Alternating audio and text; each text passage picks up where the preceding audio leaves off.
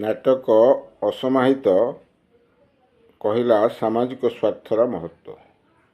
ବ୍ରହ୍ମପୁର କଳାକାର ଏକତା ମଞ୍ଚର ତୃତୀୟ ବାର୍ଷିକ ଉତ୍ସବ। ଆଜିର ଏ ଲାଭଖୋରୀ ବ୍ୟବସ୍ଥାରେ ଜଣେ ନିଃସ୍ୱାର୍ଥପର ଭାବେ ସମାଜ ପାଇଁ ସମ୍ପୂର୍ଣ୍ଣ ସମର୍ପିତ ହୋଇ ବଞ୍ଚିବା ଏତେ ସହଜ ନୁହେଁ।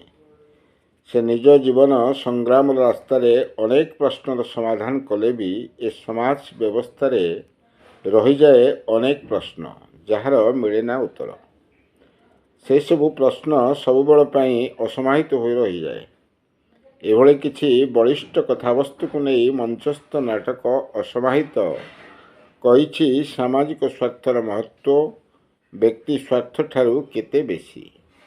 ବ୍ରହ୍ମପୁର ଉତ୍କଳ ଆଶ୍ରମ ମୁକ୍ତ ମଞ୍ଚରେ ବ୍ରହ୍ମପୁର କଳାକାର ଏକତା ମଞ୍ଚର ତୃତୀୟ ବାର୍ଷିକ ଉତ୍ସବରେ ମଞ୍ଚସ୍ଥ ହୋଇ ଦର୍ଶକଙ୍କ ବେଶ ପ୍ରଶଂସା ପାଲଟିଛି ସୋମନାଥ ବେହେରାଙ୍କ ରଚିତ ଓ ନିର୍ଦ୍ଦେଶିତ ନାଟକ ଅସମାହିତ।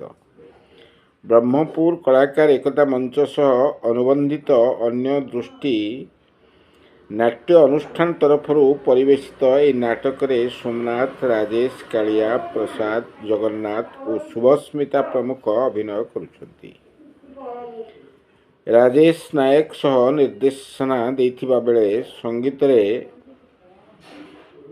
ମୁକୁନ୍ଦ ସାହୁ ଓ ଶୁଭାରାଓ ଦାୟିତ୍ୱ ତୁଲାଇଥିଲେ। ନାଟକ ପୂର୍ବରୁ ବ୍ରହ୍ମପୁର କଳାକାର ଏକତା ମଞ୍ଚର ବାର୍ଷିକ ଉତ୍ସବ କାର୍ଯ୍ୟକ୍ରମ ସଭାପତି ଅନିଲ କୁମାର ପାତ୍ରଙ୍କ ପୌରୋହିତ୍ୟରେ ଅନୁଷ୍ଠିତ ହୋଇଥିଲା। କାର୍ଯ୍ୟକ୍ରମରେ ମୁଖ୍ୟ ଅତିଥି ଭାବେ ବ୍ରହ୍ମପୁର ମହାନଗର ନିଗମର ମେୟର ଶ୍ରୀମତୀ ସଂଘମିତ୍ରା ଦଳେଇ ଯୋଗଦେଇ କଳାକାରଙ୍କୁ ଉତ୍ସାହିତ କରିଥିବା ବେଳେ ମୁଖ୍ୟ ବକ୍ତା ଭାବେ ନାଟ୍ୟ ଚେତନା ନାଟ୍ୟ ଗ୍ରାମର ନିର୍ଦ୍ଦେଶକ ସୁବୋଧ ପଟ୍ଟନାୟକ ଯୋଗ ଦେଇଥିଲେ। ସମ୍ମାନିତ ଅତିଥି ଭାବେ ପୂର୍ବତନ କାଜୁ ନିଗମ ଅଧ୍ୟକ୍ଷ ସୁଭାଷ ମହାରଣା ଯୋଗ ଦେଇଥିଲେ। ସଂଘର ସାଧାରଣ ସମ୍ପାଦକ ରାଜଗୋପାଳ ପାଢ଼ୀ ସଭା କାର୍ଯ୍ୟ ପରିଚାଳନା କରିଥିବା ବେଳେ ସଂଘ ଉପସଭାପତି ରାମଚନ୍ଦ୍ର ସାସମଲ ଓ କୋଷାଧ୍ୟକ୍ଷ ଦୁର୍ଗା ପ୍ରସାଦ ଆଚାର୍ଯ୍ୟ ଉପସ୍ଥିତ ଥିଲେ। ଆଗାମୀ 1 ବର୍ଷ ପାଇଁ ଚୟନ ହୋଇଥିବା ସଂଘ ସଦସ୍ୟ, ସଂଘ ଉପଦେଷ୍ଟା ଓ ସଂଘର ସମସ୍ତ ସଦସ୍ୟଙ୍କୁ ସମ୍ବର୍ଦ୍ଧିତ କରାଯାଇଥିଲା।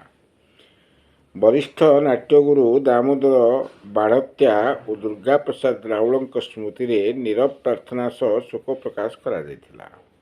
ନାଟକ ପୂର୍ବରୁ ଆୟୋଜିତ ସାଂସ୍କୃତିକ କାର୍ଯ୍ୟକ୍ରମ କଳାକାରଙ୍କ ସହ ନାଟ୍ୟକାର ସୋମନାଥ ବେହେରାଙ୍କୁ ଅତିଥିମାନେ ମଞ୍ଚ ଉପରେ ସମ୍ମାନିତ କରିଥିଲେ। ବରିଷ୍ଠ ଗାୟକ ସୁଦୀପ କୁମାର ସାହୁ, ନବକିଶୋର, ସୁନୀର ପ୍ରମୁଖ ସଙ୍ଗୀତ ପରିବେଷଣ କରିଥିଲେ। ଆୟାନି ବାବୁ ଏକାଡେମୀ ଓ ନୂପୁର ଅନୁଷ୍ଠାନର ଶିଶୁ କଳାକାରମାନେ ନୃତ୍ୟ ପ୍ରଦର୍ଶନ କରିଥିଲେ। ବ୍ରହ୍ମପୁରରୁ ସୁନୀଲ ବିଶ୍ୱାସଙ୍କ ରିପୋର୍ଟ। ମୋ ନାଁ ସୋମନାଥ ବେହେରା। କ'ଣ କହିବେ ଆଜି ଯେଉଁ ନାଟକ ଆପଣ ମଞ୍ଚସ୍ଥ କଲେ, କ'ଣ କହିବେ ଏ ବିଷୟରେ? ଆଜିର ନାଟକ ଥିଲା ଅସମାହିତ। ମୁଁ ତା'ର ନାଟ୍ୟକାର ବି, ନିର୍ଦ୍ଦେଶକ ବି ଏବଂ ଅଭିନୟ ବି କରୁଥିଲି।